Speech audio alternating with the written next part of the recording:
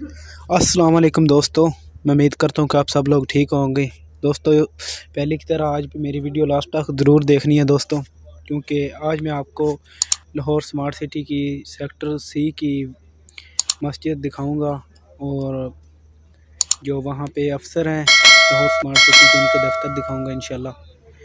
मेरी वीडियो आगे बढ़ने से पहले दोस्तों मेरे चैनल को लाइक सब्सक्राइब ज़रूर करें, बेल आइकन को प्रेस करें और तीर भी थोड़ा बहुत अगा बजा छड़िया जी।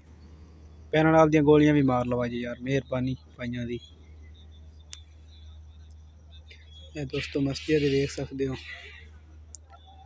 माशाल्लाह बहुत प्यारी मस्जिद भी बन रही है। ਜਿਹੜੇ अफसर है ने बी ब्रीफिक कंपनी के, उन्होंने दफ्तर आ गए ने।